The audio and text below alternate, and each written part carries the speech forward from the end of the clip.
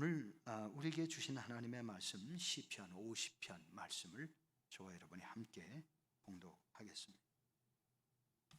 시편 50편 7절부터 23절 제가 소리내서 봉독을 할 텐데요. 여러분은 여러분의 작은 소리로 여러분의 입술에 귀에 들리고 입술의 소리가 귀에 들릴 수 있도록 그렇게 말씀을 함께 봉독하시면 좋겠습니다. 7절부터 마지막 절까지 봉독합니다. 시작. 내 백성아 들을지어다. 내가 말하리라. 이스라엘아 내가 네게 증언하리라. 나는 하나님 곧 내 하나님이로다.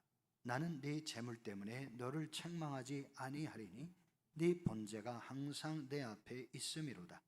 내가 네 집에서 숫소나 네 우리에서 순염소를 가지지 아니하리니 이는 삼림의 짐승들과 뭇산의 가축이 다 내 것이며 산의 모든 새들도 내가 아는 것이며 들의 짐승도 내 것이미로다.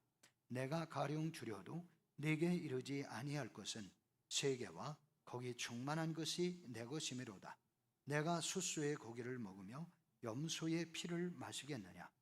감사로 하나님께 제사를 드리며 지존하신 이에게 네 소원을 갚으며 환난 날에 나를 부르라. 내가 너를 건지리니 네가 나를 영화롭게 하리로다. 악인에게는 하나님이 이르시되 네가 어찌하여 내 율례를 전하며 내 언약을 네 입에 두느냐.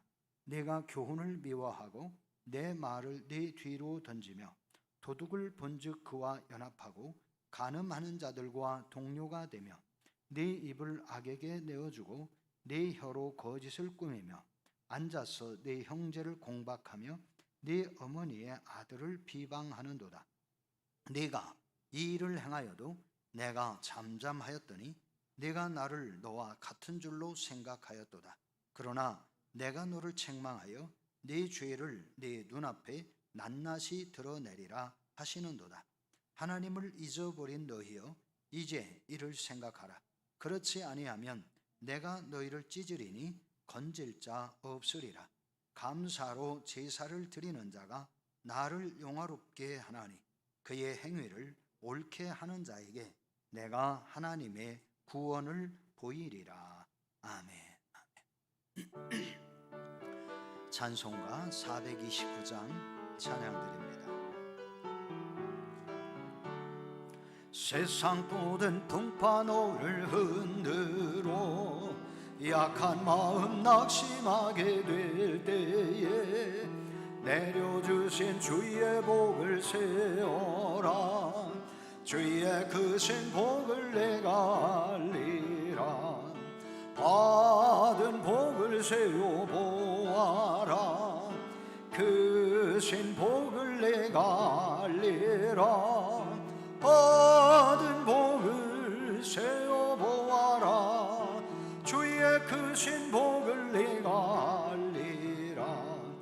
세상 근심 걱정 너를 누르고 십자가를 등에 지고 나갈 때 주가 내게 주신 복을 세워라. 두려움 없이 항상 찬송하리라. 받은 복을 세워 보아라.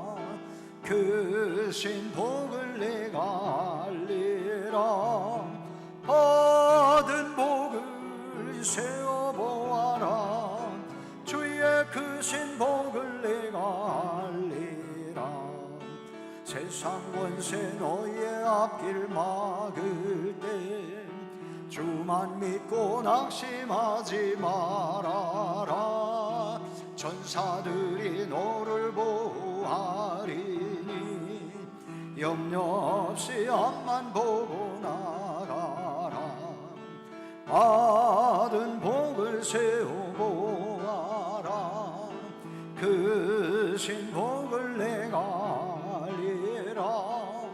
받은 복을 세워 보아라. 주의 크신 복을 내가 알리라. 아멘.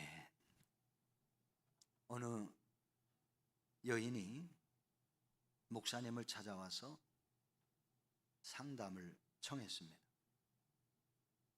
시어머니가 사사건건 며느리가 하는 일에 문제를 삼고 매사에 못마땅하게 여겨서 살 수가 없다는 것이지요. 오늘날 시어머니가 며느리를 시집살이 시키는 그러한 한 문제였습니다. 그 이야기를 들은 목사님은 그 여자 성도에게 이렇게 말했습니다. 성도님, 가서 기도하십시오.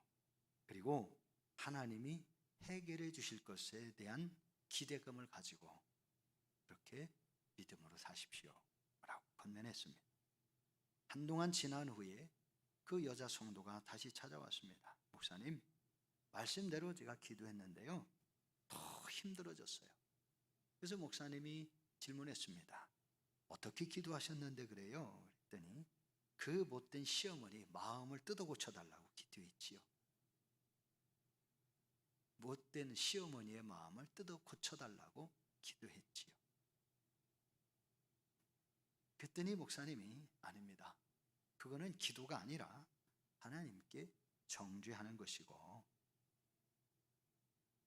성도님이 그 시어머니를 판단하고 정죄하는 문제이기 때문에 하나님이 그 기도 안 들어주십니다. 이제부터는 그 시어머니를 주신 하나님께 감사하고 축복하십시오. 그리고 하나님, 나를 고쳐주십시오. 그렇게 기도하세요.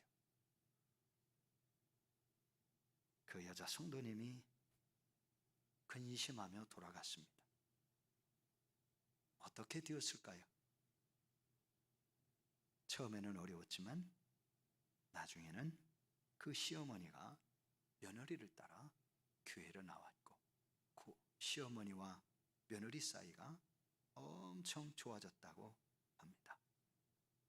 우리는 매일 한결같이 우리가 세상을 살아갑니다.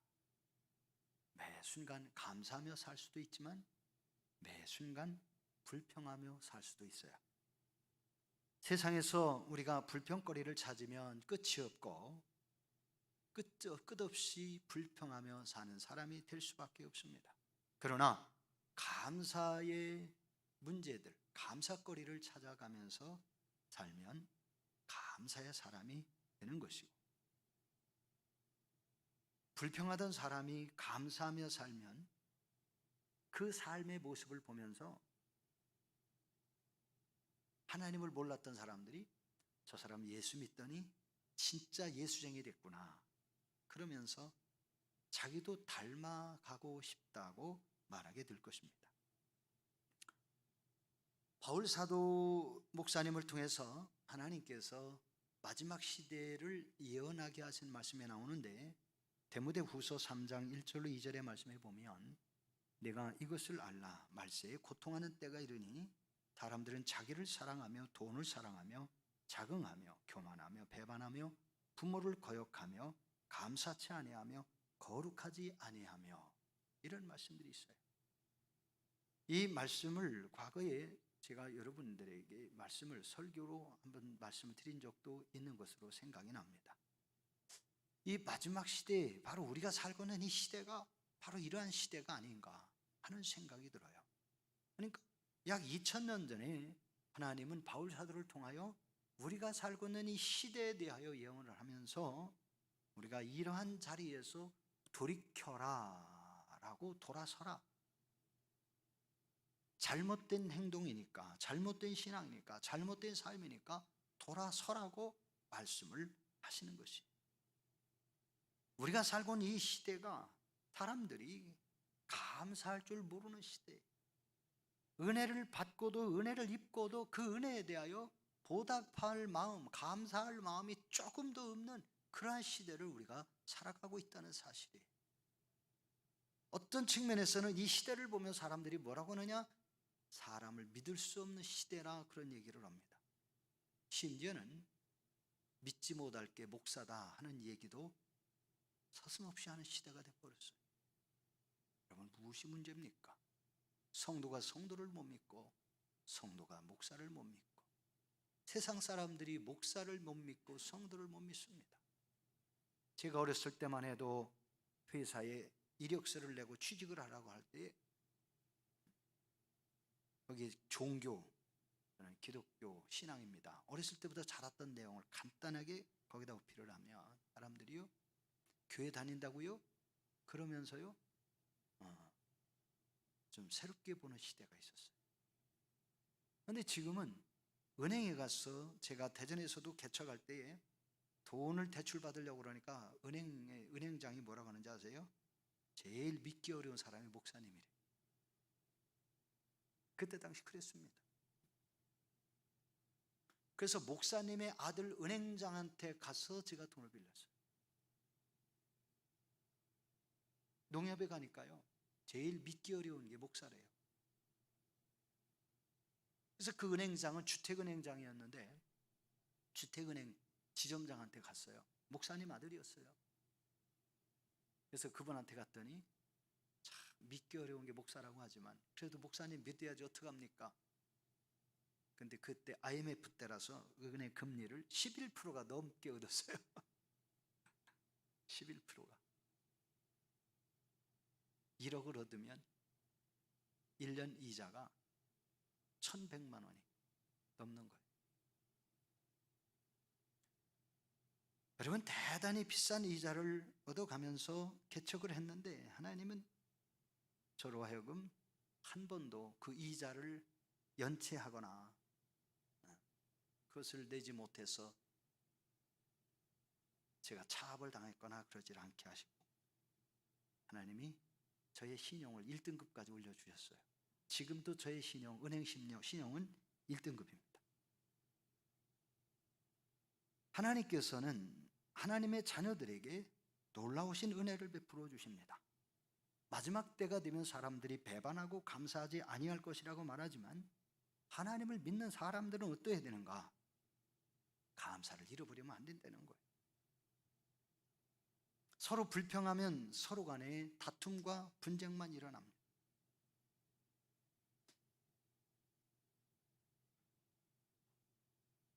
우리가 감사할 수 있는 마음은 어떨까? 어떠해야 감사할 수 있을까? 어떤 환경에서 감사할 수 있을까? 에릭 프롬이라는 사람은 이렇게 말합니다. 감사할 수 있는 마음은 많은 것을 소유한 데에서 기인하는 것이 아니라 존재의 문제다. 존재의 문제. 환경의 문제가 아니라 마음의 문제요, 믿음의 문제라는 것을 말하는 겁니다.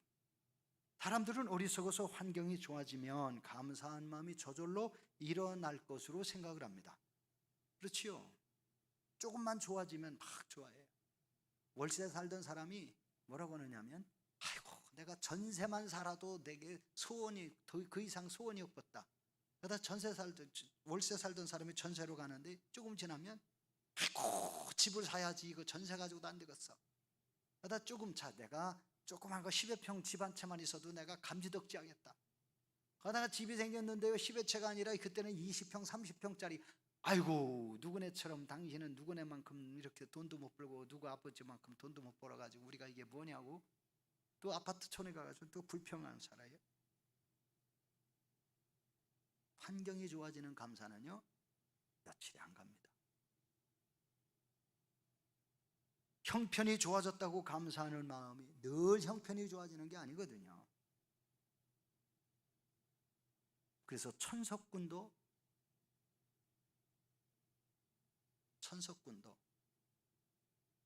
천석군이 뭐예요?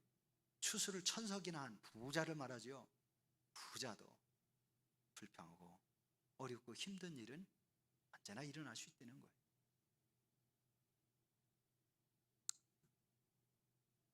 얼마 전에 한강변에서 젊은 의대생이 싸늘한 죽음이 됐습니다. 처음에는 아들의 몸도 시체도 찾지 못해서 방황을 했어요. 찾아다녔어요. 물을 막 뒤집었어요. 그런데 물속에서 시체로 떠올랐어요. 찾았어요. 아들은 그 아들 하나밖에 없었고 그 아들에 대한 기대감을 가지고 있었는데 친구와 함께 한강변에 갔다가 그만 싸늘한 죽음이 돼가지고 매스컴에서 얼마나 시끄러웠었는지 몰라.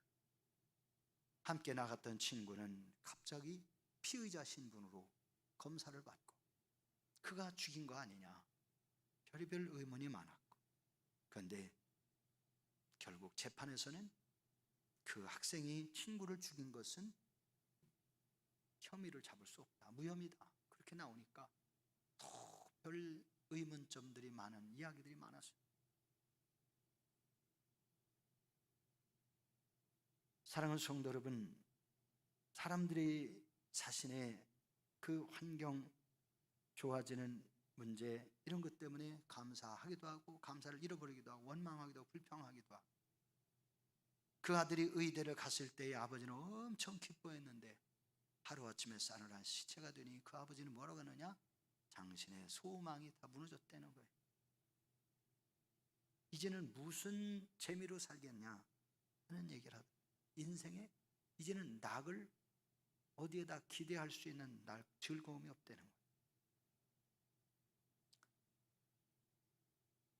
어저께 인터넷에서 시를 하나 좀 찾아냈습니다. 여러분들이 주보에 보시면 그런 거 있어요. 상처 없는 새가 어디 있으랴, 주보 4면에 있는데, 환경이 좋은 사람이 감사하며 사는 게 아니고 믿음 좋은 사람이 감사하며 사는 것이 아닙니다.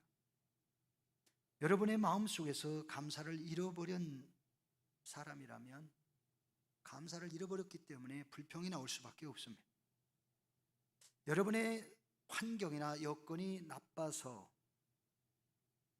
감사를 잃어버렸다?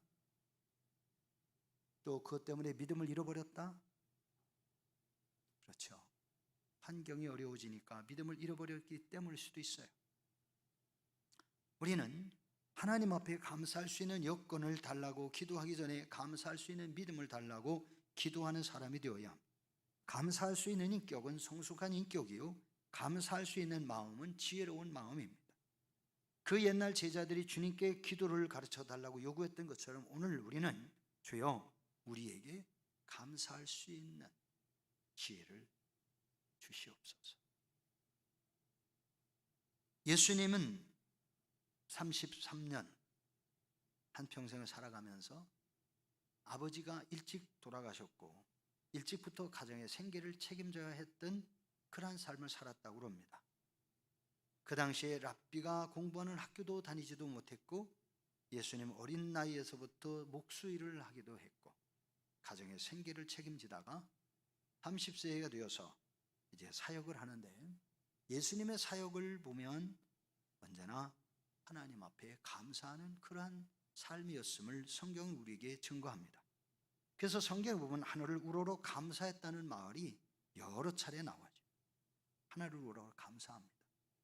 예수님의 십자가의 죽음 앞에서 또한 하나님께 기도하기를, 아버지요 이 잔을 내게서 지나가게 하옵소서 라고 기도하다가, 할 수 있거든 이 잔을 내게서 지나가게 하옵소서 라고 기도하다가 그의 기도의 종결은 그러나 나의 원대로 마옵시고 아버지의 뜻대로 하시옵소서 라고 종결을 합니다. 하나님의 뜻에 맞추어가는 죽음 앞에서도 하나님의 뜻을 따르겠다고 하는 겁니다. 기독교의 신앙은 감사의 신앙을 가진 종교라고 할 것입니다. 세상에 수많은 종교도 있지만 그 많은 종교들은 감사가 없습니다. 감사가 없고 오히려 간절한 기원에 오히려 복을 달라고 끊임없이 빌어야 하는 그러한 종교가 대부분입니다. 오늘 하나님의 말씀을 다시 살펴보십시다. 오늘 성경 말씀은 하나님께 선택을 받고 하나님께 은혜를 입은 이스라엘이 하나님을 떠나고 패역무도한 불신앙과 불순종으로 살아온 것을 책망하시는 말씀이에요. 사실 이 말씀을 제가 처음 깨달은 것은 80년에 군대에서 제대하고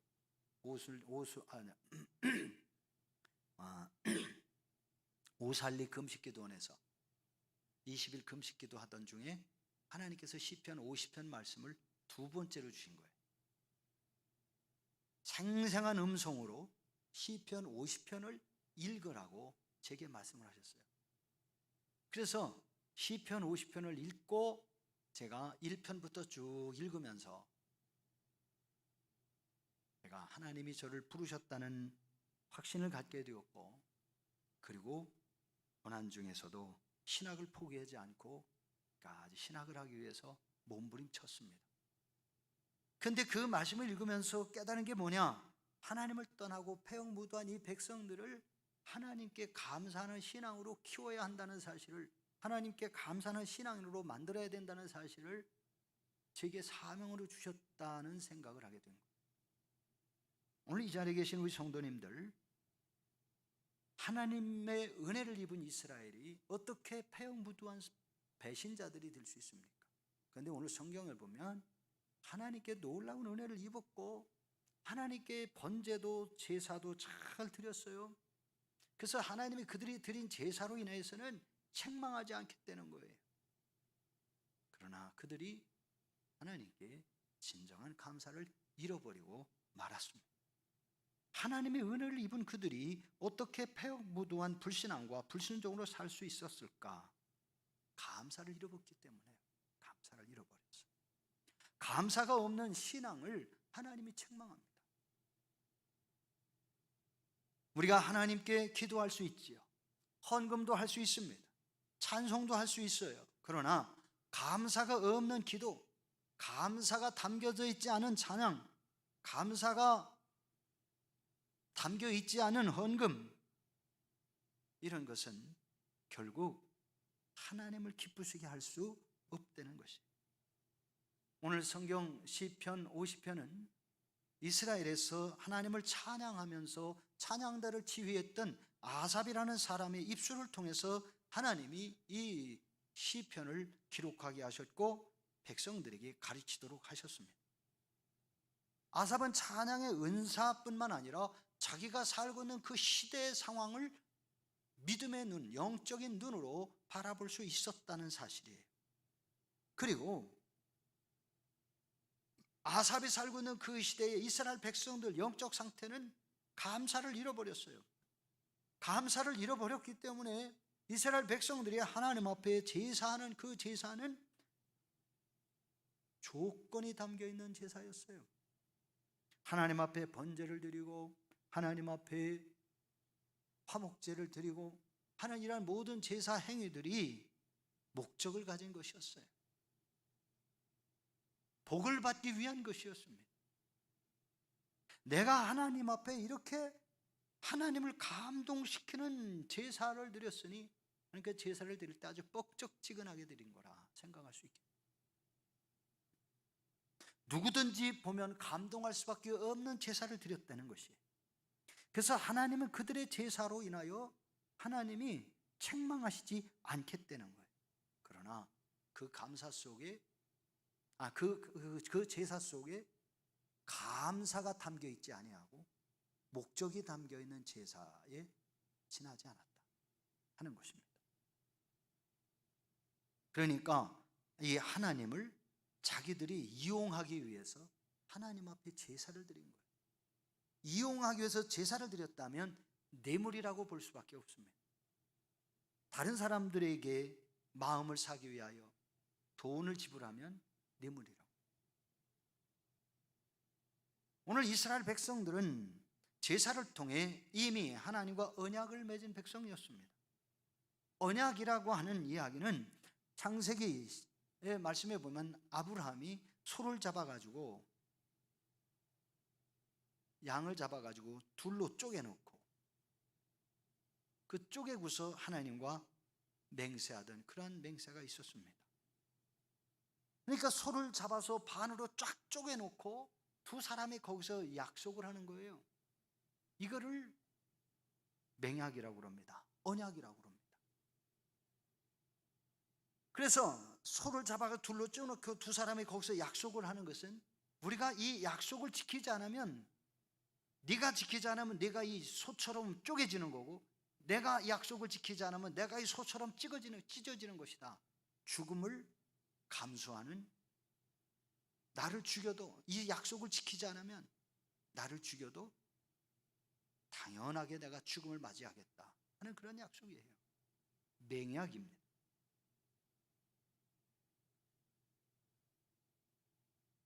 이스라엘 백성과 하나님 사이의 맹약, 그것은 아브라함 때로부터 이루어진 거예요. 그래서 하나님이 아브라함에게 너의 백성이 애굽에서 400여 년 동안 노예 생활을 할 것이고 애굽 사람이 그들을 다스릴 것이고 내가 그들을 다시 나오게 하리라 하셨던 그 말씀대로 하나님은 아브라함과 약속하신 맹약을 400년 후에 이스라엘 백성들에게 지키셨는데 400여 년 동안 이스라엘 백성이 애굽에서 노예 생활을 해야 하나님의 약속대로 이루어진 거예요. 그래 나오는 게 맞는데 무려 430년 이상이 걸렸어요. 왜 그랬나? 성경에 보니까 이스라엘 백성들이 하나님의 맹약을 믿지 못하고 하나님께 부르짖어 기도하지 않았어요. 기도했어야 되는데 기도를 하지 않았다는 거예요. 하나님의 언약의 맹약을 믿고 기도하고 하나님을 구원해 주십시오 라고 했더라면 30년 이상 일찍 이스라엘 백성이 애굽에서 나올 수가 있었던 거예요. 그런데 그 맹약을 이스라엘 백성이 까마득하게 잃어버리고 있었어요. 하나님은 이스라엘 백성들이 드린 제사로 책망하지 않겠다. 그 이유는 이스라엘 백성들이 하나님 앞에 성대하게 제물을 드렸기 때문이지. 근데 그 제물 드린 목적이 복을 받기 위한 목적이에요. 하나님을 자기들이 원하는 대로 부려먹기 위한 맹약이었어요. 마치 우리가 과거에 기도하던 것과 똑같아요. 하나님께 기도합시다. 그러면 하나님 이렇게 해주세요, 저렇게 해주세요, 이렇게 해주세요, 저렇게 해주세요. 늘 하나님을 부려먹어요. 그리고 기도했다고 그래요. 근데 그건 기도가 아니고 간구거든요. 하나님 앞에 기도한다는 얘기는 하나님과 대화를 하면서 하나님 뜻에 맞추어서 나를 하나님께 헌신하는 게 기도예요. 하나님께 나를 헌신하는 기도가 기도인데 나를 헌신하지 않고 헌신할 생각은 없으면서 하나님 앞에 하나님을 나의 종처럼 부려먹으려고 이거 들어주세요, 저거 해주세요, 뭐 이렇게 해주세요, 저렇게 해주세요. 그냥 그렇게 하고서 기도 끝냈대요. 솔직히 하나님 입장에서 보면 기도는 한마디도 하지 않고 간구만 하고 기도 끝냈다, 기도했다. 그러니까 우리의 기도가 응답이 잘 안 돼요. 근데 어렸을 때는 응답이 돼요. 그러나 믿음이 성장하고서는 안 돼요, 응답. 왜? 기도를 잘못하니까 하나님이 어렸을 때는 무조건 애기가 울기만 하면 젖 주는 것처럼 어렸을 때는 하나님이 응답을 주세요, 잘 주세요. 그런데 신앙생활 수년 수십 년 하다 보면 응답이 없어요. 왜? 기도를 안 하고 간구만 했기 때문에. 하나님의 뜻에 내가 맞춰서 살겠으니 하나님 이렇게 해주십시오 이래야 되는데 하나님 뜻에 맞춰 살겠다는 얘기는 없어요. 그저 하나님 내가 이거 필요하니까 이거 해주십시오 그러지. 하나님께 맞추어가는 신앙이 없습니다. 이스라엘 백성들이 하나님께 제사는 상다리가 부러지도록 제사상을 차리는 것처럼 그렇게 제사를 드렸어요. 그런데 목적은 하나님의 영광, 하나님의 기쁨을 위한 것이 아니라 자신들의 목적을 가지고 제사를 드렸다는 거예요. 그러니까 그 제사가 올바른 제사가 아니에요. 하나님이 원하시는 것은 무엇일까요? 도대체 하나님이 기뻐하시는 것은 무엇입니까? 하나님은 어떤 사람을 기뻐하십니까? 오늘 성경은 그 해답이 우리에게 해답을 주시고 있어요. 감사로 제사를 드리는 자. 감사로 제사를 드리는 자. 그래서 오늘 말씀의 제목은 감사로 제사를 드리는 자입니다. 하나님이 기뻐하시는 제사와 하나님이 기뻐하지 않는 제사. 감사가 빠진 제사는 하나님이 기뻐하지 않아요. 목적을 가지고 헌금하는 거. 하나님 내게 큰 복을 주세요 라고 하면서 헌금을 조금 하면서 큰 복을 달라고 그러면 그거는 감사가 아니죠. 조건부죠. 하나님을 이용해 먹으려고. 여러분 그런 것이 돼서는 특별한 구역에는 소원기도, 소원제사가 있을 수는 있지만 매사에 그냥 소원기도만 하고 그냥 하나님께 달라고만 하면 하나님은 뭡니까? 네 손으로는 뭐 하려고? 너는 내가 준 것 가지고 뭐 하려고 그러는데 하나님이 그러시죠. 그래서 형식적인 제사는 하나님이 기뻐하지 않습니다. 하나님 앞에 소나 양을 잡아서 제사를 드려요. 근데 그 소나 양을 잡아서 제사를 드리는데 그들의 마음 중심, 사실 자기 자신을 하나님께 헌신하는 헌신이 있어야 되는데 헌신이 없어요. 자, 제물은 소나 양입니다. 소나 양은 누구를 대신하여 지금 제물로 드려져요? 나를 대신하여 드려진다고 지난 시간에 제가 말씀드렸어요. 소나 양은 나를 대신하여 드려지는 제물이다. 나를 하나님 앞에 올려드리는 제사가 되어야 되는데 그 제사에 하나님을 향한 감사가 빠졌어요. 하나님께서 베풀으신 은혜에 대한 감사, 그게 빠졌어요. 많은 것을 복받기 위해서 드리는 목적이 되어버렸어요. 하나님이 기뻐하시는 제물은 짐승의 피가 아닙니다. 하나님 앞에 진심으로 나의 삶에 은혜를 베풀어 주시고 복을 주신 것을 인하여 감사하는, 그래서 받은 복을 세어보아라, 그 찬송을 오늘 우리가 함께 찬양합니다. 우리가 하나님께서 우리에게 베풀으신 은혜가 무엇인지 알고서 감사하고, 알고서 하나님 앞에 나를 하나님께 제물로 드리는 그러한 신앙이 되어야 되는데, 감사의 마음은 없이 목적만 가지고 제사하는, 그것은 하나님이 기뻐하지 않는 거예요. 구약시대의 제사는 오늘날 예배에 해당되는 겁니다. 예배는 우리의 삶의 한 부분이 아닙니다. 예배는 우리의 삶의 한 부분이 아니라 예배는 우리의 삶 전체를 하나님께 드리는 거예요. 일부만 드리는 것은 온전한 예배가 아니에요. 온전히 전체를 드리는 거예요. 그래서 사한제사, 오늘 장로님 기도하실 때에 우리의 몸을 하나님이 기뻐하신 거룩한 사한제사로 드려야 되는 기도를 하셨는데 바로 그거예요. 우리의 삶 전체가 하나님 앞에 제사가 될 수 있고 감사가 될 수 있는 그러한 예배, 그러한 제사가 되어야 한다는 거예요. 저의 삶과 여러분의 삶이 하나님께 거룩한 제사가 되게 하라는 말씀이 오늘 성경에서 우리에게 주시는 말씀이에요. 오늘 성경 본문 말씀 22절과 23절의 말씀은 두 가지를 말씀하시는데, 22절은 하나님을 무시하고 하나님의 말씀을 버린 사람들의 행위, 하나님 잃어버린 너희, 이를 기억하라. 내가 너를 찢으리니 너희를 건질 자가 없으리라.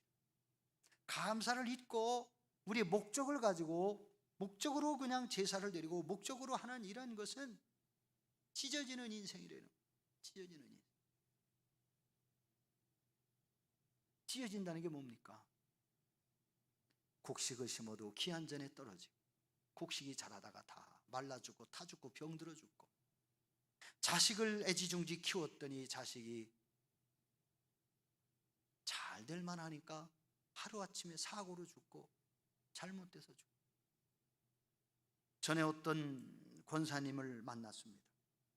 그래서 그 권사님의 아들이 학교 다닐 때도 참 모범생이었고 대학도 4년 동안 장학금을 받으며 다녔고, 그래서 그 권사님의 권사님 아들이 지금은 결혼했겠지요? 그랬더니요, 결혼했는데요, 며칠 사이에 교통사고로 죽었습니다.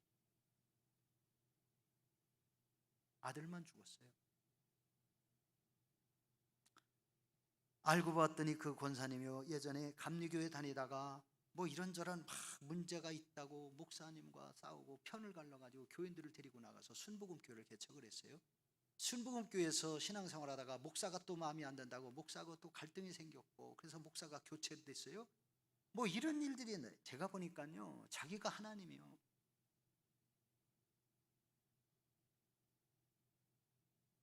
그 집에 가장 귀한 것은 아들이요.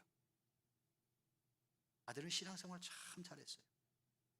했는데 결혼한 지 며칠 안 돼가지고 교통사고로 그만 대형차에 치여가지고 사고 나가지고 즉사했어요. 현장에서 즉사했어요.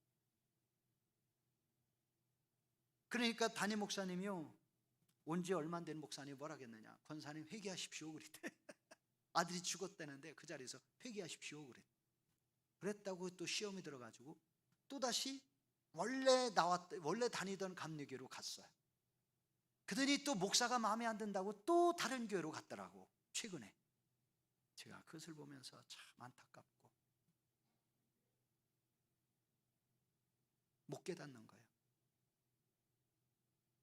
여러분, 다른 사람의 허물은 보이면서 내 허물은 왜 안 보입니까? 그럴 바에는 자기들이 목회하지.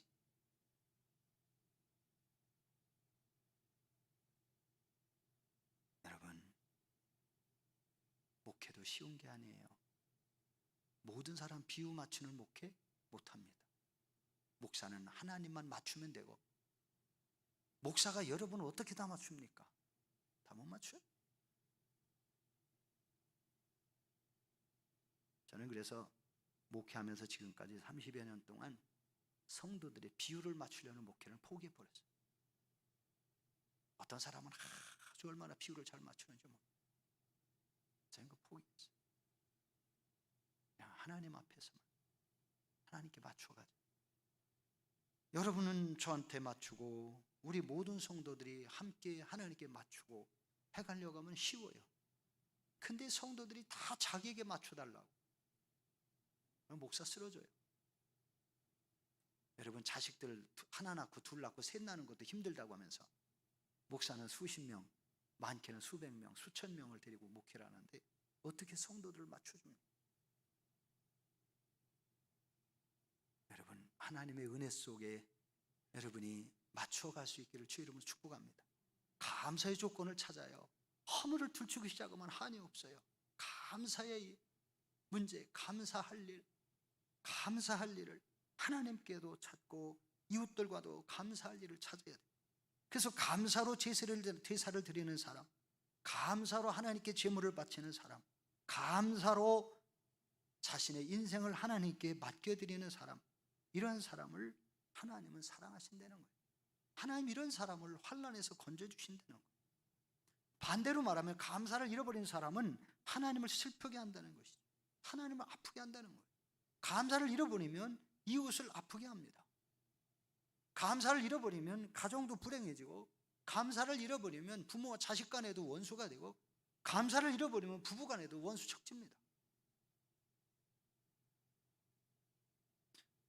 예전에 목사님들께서 들었던 이야기인데, 스펄전 목사님의 설교 내용에 그런 게 있어요.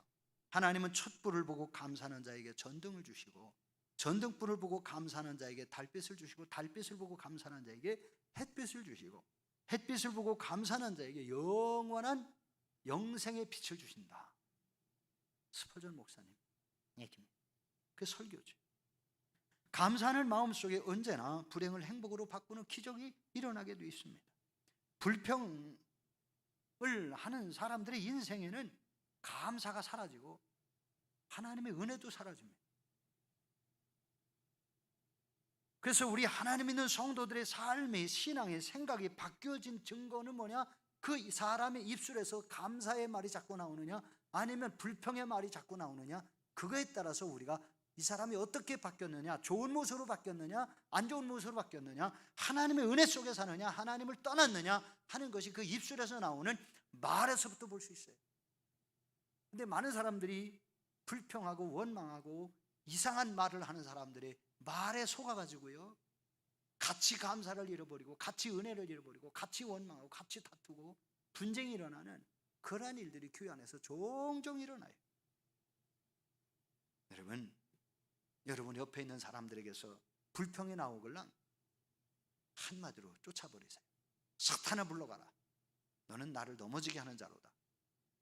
근데 그 사탄이 사람이 사탄이 아니라 그 속에 있는 게 사탄이라니까. 그 속에서 불평하게 만드는 게 사탄이에요.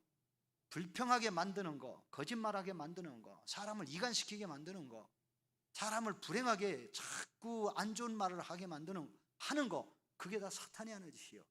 여러분은 사탄아 물러가라 그러세요. 그러면 불평하는 말을 할 때요, 사탄아 물러가라 그러면요, 기분 나쁘게 나보고 막이라고 그랬네. 그럴 게 아니요. 여러분, 불평하는 말 자체가 사탄이에요. 사탄이 여러분의 입술을 가지고 장난치는 거예요. 거기에 놀아나지 마십시오. 감사는 우리를 행복하게 합니다. 감사는 이웃과 더불어 행복하게 해요. 제가 새벽 예배할 때요, 운전하는 게 얼마나 재밌는지 몰라. 피곤해도 운전하러 가요. 어떤 때는 일어나야 되는데 조금만 하다가, 저도 조금 늦게 일어나다가 시간을 1, 2, 3분씩 늦을 때가 있어요. 그러면요, 제가요 1, 2, 3분 늦으면요 얼마나 미안한지, 가면서 가가지고 아이고 권사님 제가 1분 늦었네요, 뭐 3분 늦 죄송합니다 합니다. 그러면 권사님들 뭐라 하면 아이고 그건 늦은 것도 아니에요 목사님, 그래요. 감사되는 거예요. 목사님들은 제가 새벽에 운전해줘서 고맙대, 감사하대. 저는 또 저에게 감사하는데 새벽에 운전해서 우리 성도님과 함께 행복하게 신앙생활하는 게 또 감사해요. 새벽에요, 유구 시내 쪽에 있는 분들 오시겠다 그러면 제가 하여튼 차를 운행해 드릴 테니까 새벽은 제가 운행 모시러 가는 건 제 당번이고 끝나고는 사무가 합니다.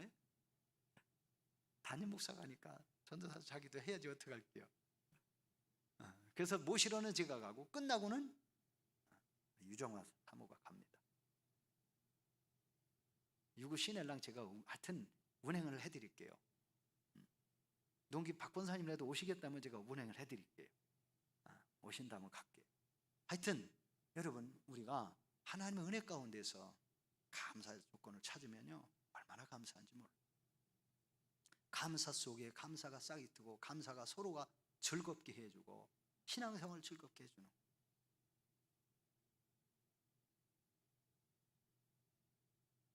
그래서 감사는 이웃을 행복하게 하고 나를 또한 즐겁게 하면서 감사는 하나님을 또한 영화롭게 하는 것이다.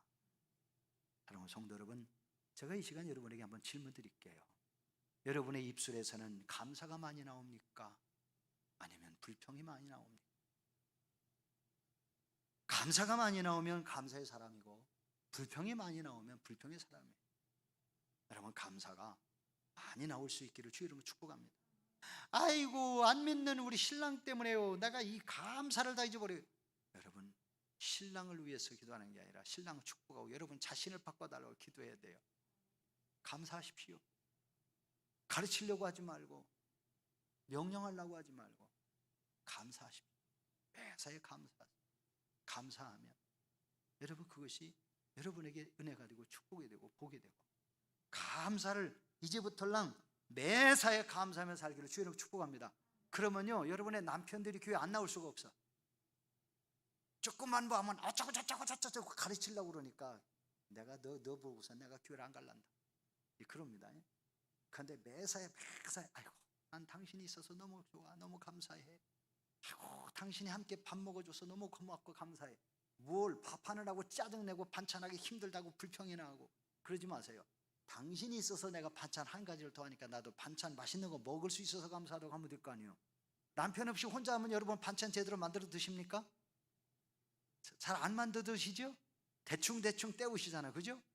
혼자 사시는 분들 자식이 있어서 반찬하고 남편이 있어서 반찬하고요 다른 가족들이 있어서 반찬하는 거예요. 반찬 나 혼자 있으면 반찬 제대로 안 해 먹어가지고 여러분 영양실조 걸릴 수도 있어요. 그러니까 매사에 감사하세요. 어떤 사람이 그러더라고요. 남편이요 병 들어가지고 밖에 출입을 못하고 대수을 받았는데도 뭐라고 하느냐, 부인이 당신 그래도 살아만 있어줘. 당신이 살아있어서 내가 감사해. 아니 대소변 받아내면서 뭘 감사할 거 있어요. 그런데 당신이 있어서 말벗이 되니까 감사, 당신이 있어서 반찬 만드니까 감사, 당신이 있어서 함께 대화를 나눌 수 있으니까 감사. 근데요 어떤 사람이 남편이 병들어가지고 그러다가 하니까 아이고 빨리 죽었으면 좋겠다 그러더니 죽으니까 울더라고. 왜냐, 죽고 나니까 한 달 후에 병들더라고. 한 달 두 달 지나니까 병들더라고. 처음에는 좋대야 홀가분해서. 그런데 나중에는요 혼자 사는 것이 너무 힘들다는 거예요. 여러분 그런 사람도 보았어요. 감사할 수 있기를 주의 이름으로 축복합니다. 감사하는 사람에게는 하나님이 은혜 주시는데 환난 가운데 어려움 가운데서도 감사하는 성도들을 하나님은 구원해 주시겠다고 말씀합니다. 그러니까 고난 속에서 감사할 수 있는 것은 믿음의 사람만이 할 수 있어요. 환난 속에서 감사할 수 있는 것은 하나님이 살아계신 것을 믿는 사람만이 감사할 수 있어요. 그런데 오늘 성경에 보니까 환난 중에도 감사하는 성도에게 하나님은 그 환난 속에서 건져서 하나님을 영화롭게 해주시겠다고 오늘 성경은 말씀합니다.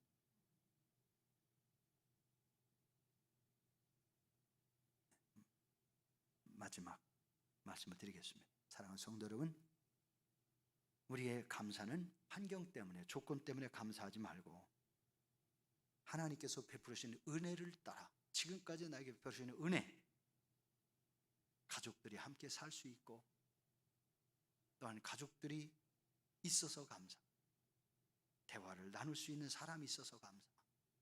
함께 길을 걸을 수 있는 가족, 성도가 있어서 감사. 어려운 이야기를 들어줄 수 있는 가족이 있어서 감사. 힘들 때 위로해주고 격려해줄 수 있는 가족이나 이웃들이 있어서 감사. 좋은 친구가 있어서 감사. 여러분, 그렇게 여러분들 이웃과 함께 감사할 수 있기를 주의 이름으로 축복합니다. 여러분들이 이렇게 감사하며 살아갈 때에 하나님은 여러분의 삶에 놀라운 은혜를 주시면서 여러분이 진정 하나님이신 은혜와 복을 알게 하시고, 하나님이 구원하신 은혜를 알게 하시고, 하나님이 베풀으신 은혜와 축복을 여러분들의 이웃들이 보고 듣고 알 수 있도록 하나님은 여러분을 높여 주신다고 성경은 약속합니다. 오늘 예배 마치고 집에 가셔서 오늘 시편 말씀을 다시 한번 쭉 읽어보십시오. 그리고 하나님이 여러분에게 늘 함께 하시고 동행해 주신다는 믿음을 가지시고 여러분이 감사로 승리하는 복된 여러분들 되시기를 축복합니다. 기도하십시다.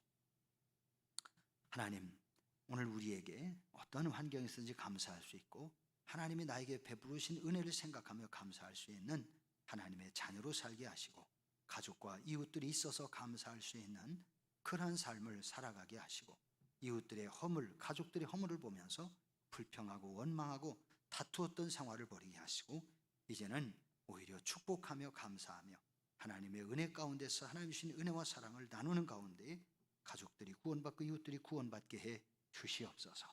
우리 구주 예수 그리스도의 이름으로 기도 올려옵나이다. 아멘.